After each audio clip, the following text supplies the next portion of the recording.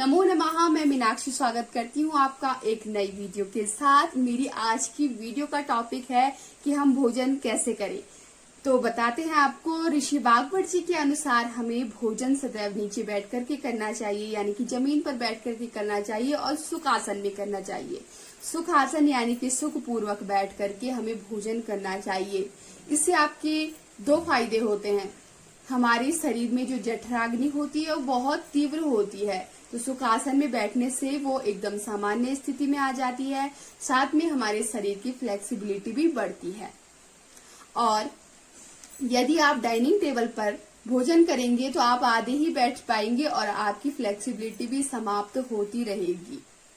साथ में ऋषि वाग्भट जी कहते हैं कि आप यदि भोजन बैठ करके कर रहे हैं तो आप एक चौकी को ले लीजिए नीचे, या फिर कोई एक छोटी सी चौकी टाइप की रख लीजिए और उसके ऊपर थाली रखिए अपनी, और तब जाकर के भोजन कीजिए, ताकि आपकी जो रीढ़ की हड्डी है वो एकदम सीधी रहे और आपका भोजन डायरेक्ट पेट में जाए और अच्छे से पाचन होता रहे। दूसरा, हमें भोजन सदैव हाथों से ही करना चाहिए। इससे स्पर्श चिकित्सा होती है और हमारे 5 तत्वों का समावेश अच्छे से बना रहे। हमें सदैव भोजन हाथों से ही करना चाहिए, क्योंकि आप सब लोग जानते हैं कि हमारा शरीर 5 तत्वों से बना होता है: अग्नि, वायु, पृथ्वी, आकाश और जल से। हमारे अंगूठे में अग्नि तत्व, तर्जनी उंगली में वायु, मध्यमिका में आकाश, अनामिका में हमारी पृथ्वी तत्व और कनिष्ठा में हमारा जल तत्व का समावेश होता है। और जब हम भोजन हाथों से करते हैं तो हमारे 5 तत्वों का समावेश बना रहता है, जिससे हमारे शरीर को ऊर्जा मिलती है और हमारा पाचन तंत्र मजबूत बना रहता है। साथ में यदि हम भोजन करते हैं हाथों से तो हमारे शरीर में ऊर्जा का संचारण बहुत अच्छे से होता है। और साथ में यदि हम हाथों से भोजन करते हैं तो हमारी उंगलियां स्वतः ही यानी कि ये ज्ञान मुद्रा का समावेश अपने आप स्वयं हो जाता है, और ज्ञान मुद्रा हमारे शरीर को बहुत ऊर्जा देती है। साथ में काफी अनेक रोगों को ठीक करने में सहायक है। साथ में हाथ से भोजन करने से स्पर्श चिकित्सा बनी रहती है।